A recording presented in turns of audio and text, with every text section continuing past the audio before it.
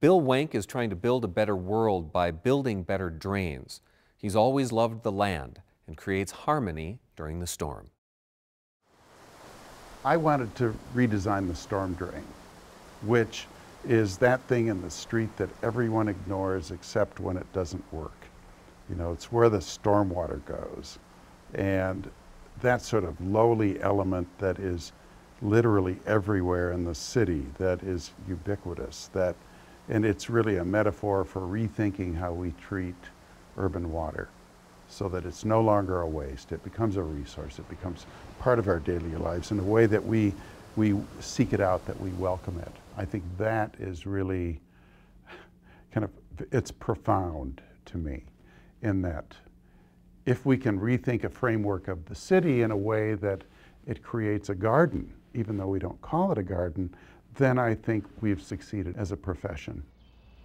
We design public landscapes that have a strong environmental focus, that deals with urban water resources in a number of creative ways, in a way that is really beneficial to the public, in that we create open space, habitat, trail corridors, parks, things like that, so that people can enjoy public funds that not only solve the problems, but that create those sorts of public amenities.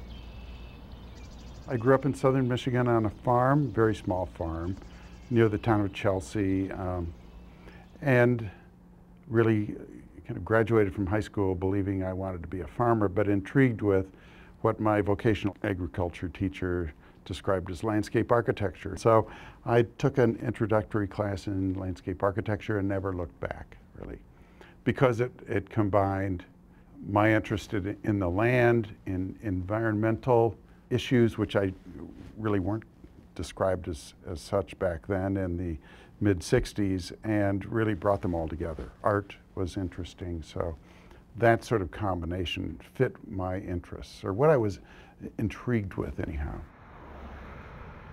Most cities are spending tens of billions of dollars retrofitting their storm sewer systems to deal with pollution. So these are enormous public investments. And what we're saying, and a lot of cities are really, I think, trying very hard to innovate and do things in creative ways to make sure that that public investment really garners as much benefit to the community as it can. But it's billions of dollars. City councils are now saying, we don't want any more big pipes. What can you do?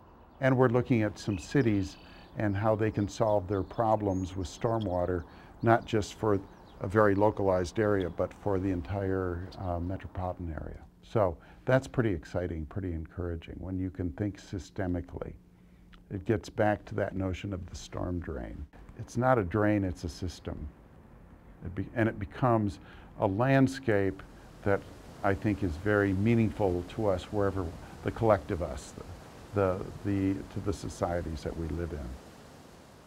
I guess I never thought I'd end up here thinking about these things.